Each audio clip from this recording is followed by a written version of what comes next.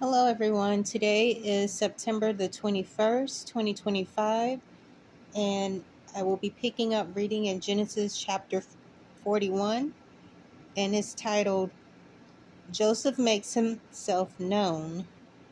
And it reads, Then Joseph could no longer control himself before all his attendants, and he cried out, Have everyone leave my presence. So there was no one with Joseph when he made himself known to his brothers. And he wept so loudly that the Egyptians heard him, and Pharaoh's household heard about it. Joseph said to his brothers, I am Joseph. Is my father still living? But his brothers were not able to answer him because they were terrified at his presence. Then Joseph said to his brothers, Come close to me. When they had done so, he said, I am your brother Joseph, the one you sold into Egypt. And now do not be distressed and do not be angry with yourselves for selling me here, because it was to save lives that God sent me ahead of you. For 2 years now, there has been famine in the land, and for the next 5 years, there will not be plowing and reaping. But God sent me ahead of you to preserve for you a remnant of the earth and to save your lives by a great deliverance. So then, it was not you who sent me here, but God.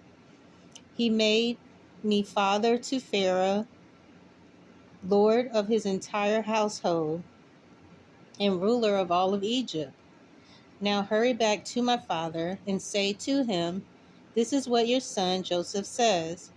God has made me lord of all of Egypt. Come down here to me. Don't delay. You shall live in the region of Goshen and be near me. You, your children, your grandchildren, your flocks and herds, and all you have. I will provide for you there, because 5 years of famine are still to come. Otherwise, you and your household and all who belong to you will become destitute. You can see for yourselves, and you can see for yourselves, and so can my brother Benjamin, that it is really I who am speaking to you.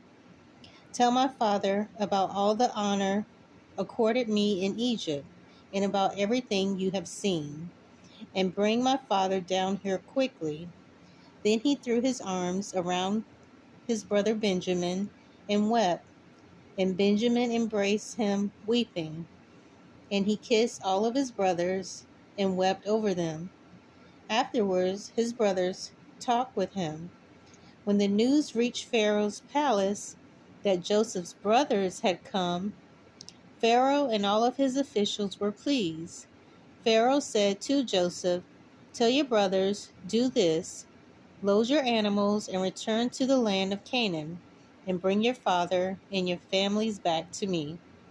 I will give you the best of the land of Egypt, and you can enjoy the fat of the land.